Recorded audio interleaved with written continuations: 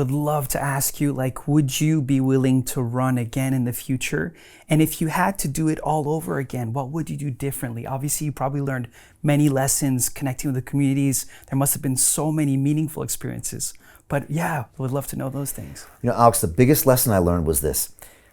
At some point in the future, a candidate will be able to go directly to a voter and convey a message, and they'll be able to vote for the candidate. Yeah. It sounds obvious. Just like as a YouTube creator, I can create a video and serve it up to a person. I don't have to go through a television company or a movie studio or whatever. And we're seeing a lot of this in blockchain. And so at some point in the future, this will happen. And we thought this time was now, where I could bypass the two-party system. I could bypass the mainstream media. I could bypass the BBC and go directly to the voter. And if they could really look at my policies were 10 times better than any of the other ones, because all the other ones were stuck in the same system. They're all basically all the same candidate with a different name and a different party. We see this in America sometimes too. And so there's no real change. It's business as usual, and everything kind of stays the same. You don't know why anything's not improving. It's not run like a business or a company. As an entrepreneur, you would never survive in politics. And so what did I learn? I learned that that hasn't happened yet. I've learned that politics is a dirty business. I've learned that most people don't pay attention to politics, except for maybe once every 4 years when they actually have to decide and elect. Will I run for office again? I don't know. I think what we're doing right now with DeFi and with the blockchain and the crypto asset community can probably change more lives than I could as the mayor of London. Even Londoners. I think I can empower more Londoners even in the next 6 to 12 months with what we're doing now than I could maybe in that office. So we'll see. The next election is 2024. By then, I think people will be finally sick of the current mayor. And I think they'll be willing to open up their eyes to some other things. But we'll see.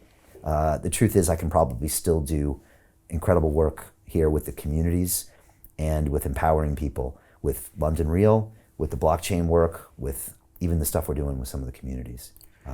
Well, you definitely got my vote. And if we can transition to actually, you have really good footage showing some of the pain points and the struggles. Should we check it out? Yeah, let's play it. All right.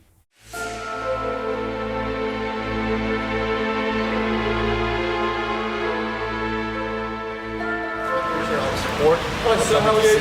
Hey, I'm great. How are you? Yeah, good, thank you. Yeah. Can I have a quick chat with you? Yeah, definitely. Our understanding is that right now campaigning is allowed under the... I'm afraid not, sir. I'm afraid it is completely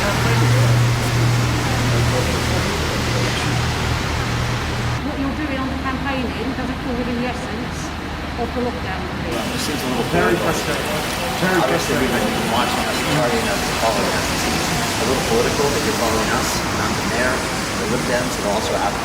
I mean, there are I just wanna say that. Let's not turn this into political, because it's not. It just Because feels that's the way it seems to be going, isn't it? Let's get the ticket. Let's get the ticket issued. All of the other political parties are campaigning actively right now, doing it in a much more dangerous way where they're going to people's doors and handing leaflets. I'm not aware of that activity that's been occurring. Go on their social media feeds, go on the BBC website where they have pictures of these things. It seems a terrible unfairness. Does that make sense? Okay, let's do that. Yes. Yeah, sure. Have you got any... Yes. So I'm stopping the campaigning right now. I've been told that we cannot be out here on the streets doing this, even though we have permits to film. We have approval by the council. We're not committing any crimes, in my opinion, but we have now been told that we cannot. I've been given a fine for violating this, and we will be stopping to do this as of right now. So that's what happened. We will obviously contest this in courts. We don't think this is fair. I think this is political. Other campaigns are out there right now campaigning as we speak on the ground. But I believe we were targeted, and now we've been given tickets. So we will, of course, stop. And that's the plan at this point, and we will keep you posted.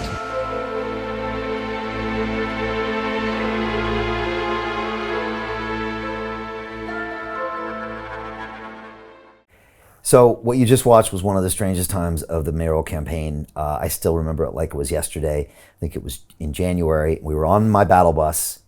We were at London Bridge near the station. And strangely enough, my family was on board the bus as well, my two boys.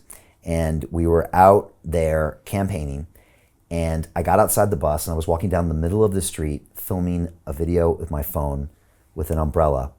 And suddenly we were surrounded by 5 police vans, about 10 police officers, and they stopped me and they said, "We are banning you from campaigning." And I had a similar moment to April 6th with David Icke. I said, "What are you talking about? You're banning me from campaigning? Like, what does that mean? Like, I can't talk about the best political ideas for this city?"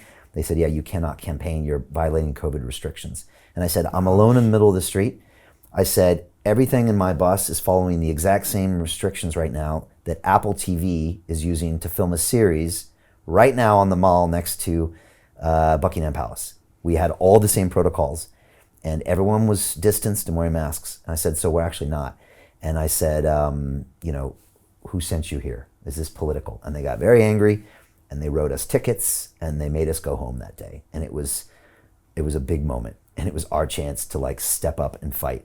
And so we said, we want free and fair elections. At one point, I thought about calling up the UN and getting them in here with their helmets, just like they do in third world countries, to make sure we had fair elections, because this was just strange, you know. And again, I respect the police a lot. I had amazing conversations with the Metropolitan Police. I support Ken Marsh, who runs one of the police unions. I went and boxed at his clubs. And I believe in the police. I believe in funding the police. I believe in backing the police. But that felt political because they had followed us and found us that day and tried to stop us and intimidate us. And that wasn't okay. So we got back on the bus the next day. And again, we were followed. We were pulled over at one point, but we just kept campaigning. So again, it was just another chance for us to like stand up and fight for basic freedoms. And so we kept doing that all the way up until May 6th, where we were just campaigning our heads off. It was the craziest time here at London Real, and we've had some crazy times. It was so intense. My team worked really hard, and I want to give them all the credit for just backing me and pushing me. Chief of Staff Paul Frost, Kim, Julian, everybody involved. We created our own political party, the London Real Party. We just did the most incredible innovation, something no political candidate has ever done. We had the largest outdoor advertising campaign in British political history. Again, the battle bus, the nearly 6,000 miles, the 2 billion impressions. It was intense. It was costly. It made me ask really hard questions about why I was doing this, because this was really hard to show up every day and get slammed, to get criticized, to bring pain to my family. And it was really expensive. And so I had to ask Brian, "Why are you doing this?" And every day I'd be like, "I'm doing this for these 9 million people in this city that are suffering."